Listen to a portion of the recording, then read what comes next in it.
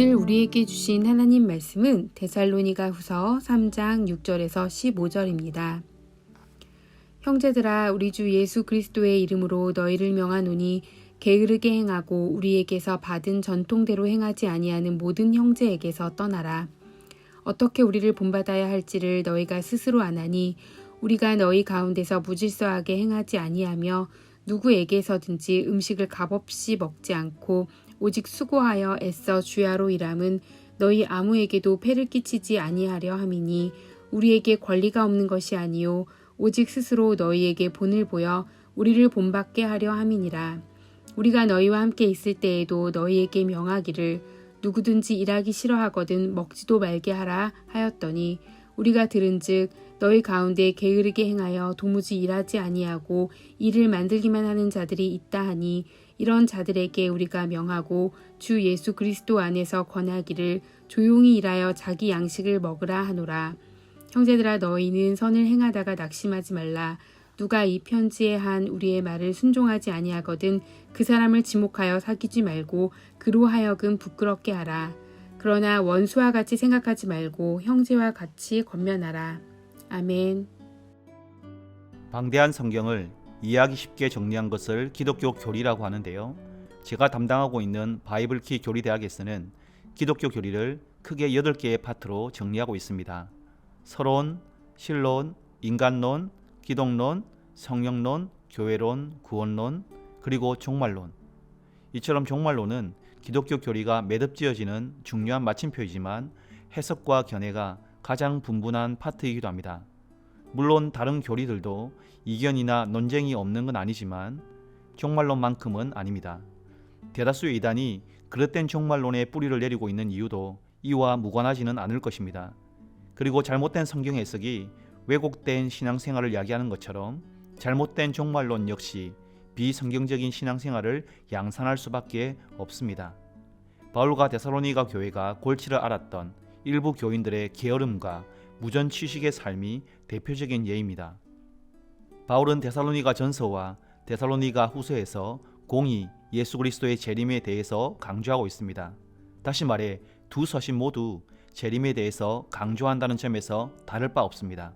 하지만 그 결은 많이 다릅니다. 데살로니가 전서에서 바울은 재림의 확실성을 강조합니다. 짧은 서신에서 예수님의 재림을 무려 6번이나 언급하며 재림의 확실성을 거듭 강조하고 있는데요. 그 이유는 큰 환난과 고통 가운데 신앙을 지키고 있었던 데살로니가 성도들을 위로하고 그들에게 소망을 주기 위함이었습니다. 사도행전 17장에 보면 데살로니가 교회는 태생부터 핍박 속에 있었습니다. 데살로니가에 복음을 전한 바울도 핍박을 받고 도망쳐야 했고 복음을 받아들인 성도들도 박해에 직면해야 했습니다. 바울이 떠난 뒤에도 상황이 나아지기는커녕 더욱 암울해졌습니다. 불의한 세상 속에서 불의한 길을 걷는 자신들과는 다른 길, 복음을 따라 거룩의 길을 걷는 성도들을 데살로니가인들은 가만히 두고 보지 않았던 겁니다. 그래서 데살로니가 전후서 다 합쳐서 고작 8장밖에 안 되는 짧은 서신에 환난이란 단어만 무려 8번이나 반복하고 있는 겁니다. 박해, 고난, 이런 비슷한 단어까지 합치면 훨씬 많습니다.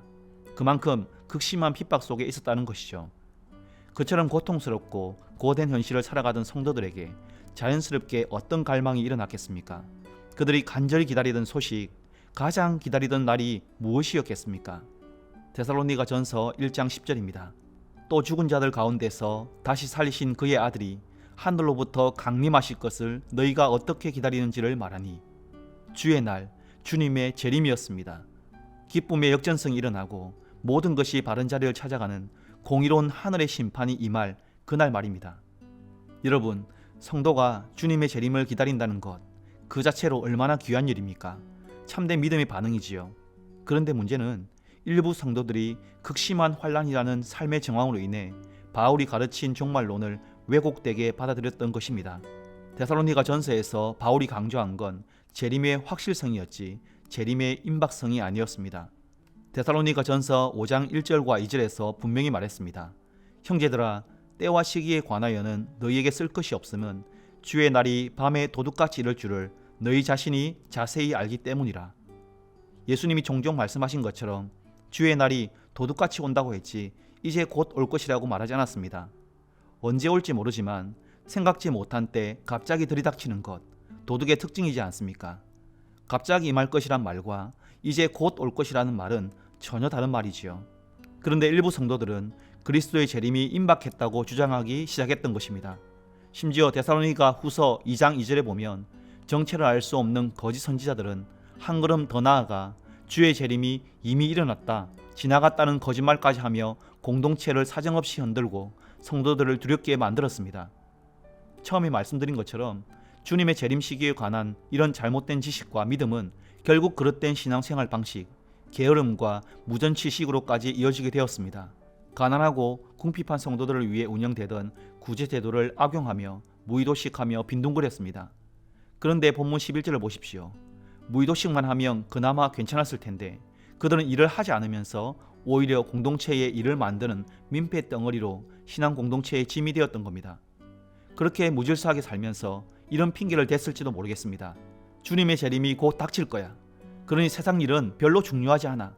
이제 쓸모 없어질 세상 일은 중단하고 종교적이고 영적인 일에 몰두해야 하지 않겠어?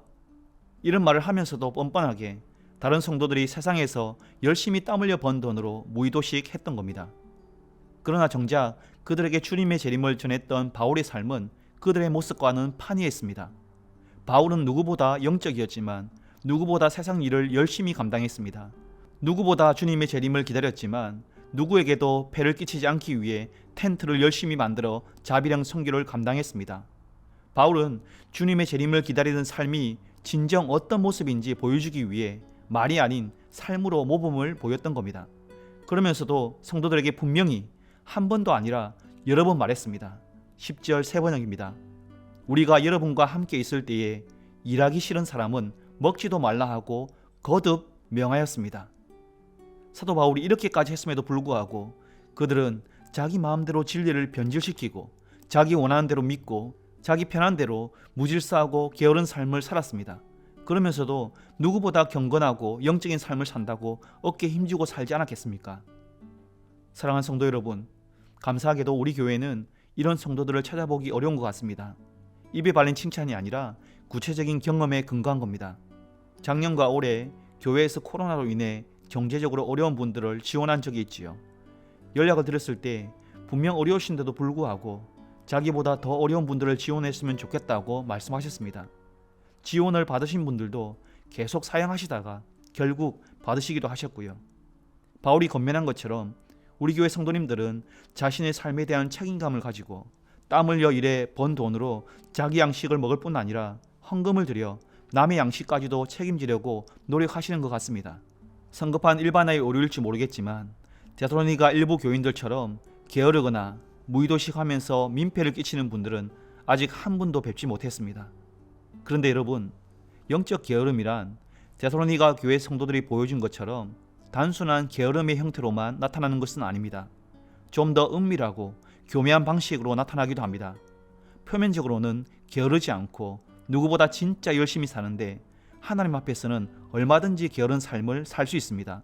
성경에서 찾을 수 있는 대표적인 예가 달란트 비유에서 한 달란트 받은 종이지요. 한 달란트 받은 종은 주인에게 받은 달란트를 땅에 감추어 둡니다. 주인이 결산하러 돌아왔을 때에 한 달란트를 고스란히 돌려줍니다. 우리는 그 장면을 보고 쉽게 생각합니다. 이 녀석 진탕 놀았구나. 주인이 없으니 허랑방탕하게 살았구나. 그런데 제 생각은 좀 다릅니다. 누구보다 열심히 살았을 수 있습니다. 주인의 것은 땅에 묻어놓고 자기 자신을 위해 열심히 살았을 겁니다. 세상 사람들이 성공하기 위해 죽을 둥 살 둥 일하는 것처럼 누구보다 더 열정적으로 자기 인생의 엑셀레이터를 밟았을 겁니다. 그런데 주인이 그 종에게 뭐라고 엄히 책망합니까? 악하고 게으른 종아, 악하고 게으른 종아. 세상에서 누구보다 열심히 살아도 주님 보시기엔 얼마든지 게으를 수 있다는 것을 잘 보여주는 장면입니다. 우리는 종종 게으른 사람이 힘든 일을 전혀 하지 않는 사람이라고 생각합니다. 그래서 자신은 분주하게 살고 있기 때문에 게으른 사람이 절대 아니라고 착각합니다. 그러나 게으른 사람도 자기가 좋아하는 일은 열심히 합니다. 온종일 빈둥대며 텔레비전만 보는 사람이 있다고 합시다. 어느 날 그가 가장 좋아하는 프로그램을 보고 있는데 갑자기 텔레비전이 고장나고 말았습니다. 그가 어떻게 할까요? 벌떡 일어나 텔레비전 수리를 위해 신속히 움직일 겁니다. 상황이 다급하면 무거운 텔레비전을 들고 수리센터로 뛰어갈지도 모릅니다. 여러분, 이것을 그의 게으름이 고쳐진 것으로 볼 수 있겠습니까? 고장난 텔레비전이 그를 각성시켜서 정신을 차리게 한 것일까요? 그렇지 않지요. 텔레비전을 고치기 위해 분주하게 움직이는 그 순간에도 그는 게으른 사람입니다. 다만 자기가 좋아하는 것을 위해 잠시 바쁘게 움직이는 것일 뿐입니다. 김남준 목사는 게으름이라는 책에서 이렇게 말합니다. 게으름의 궁극적인 정체는 빗나간 자기 사랑입니다.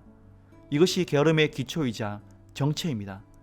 자기가 하고 싶은 대로 움직이고 있다면 그는 드러나지 않았을 뿐 게으른 사람입니다. 게으름은 하나님을 사랑하지 않는 영혼의 질병입니다. 자기를 그릇되게 사랑하는 것에서 반로하여 선한 일에 열심을 낼 수 없는 괴질입니다. 하나님을 향하지 않는 인간의 모든 열심은 게으름입니다. 말씀을 맺겠습니다. 사도 바울이 경고한 것처럼 우리 주님께서는 도둑같이 올 것이라고 누차 말씀하셨습니다. 그러면서 한마디를 항상 덧붙이셨죠. 그러므로 깨어 있으라.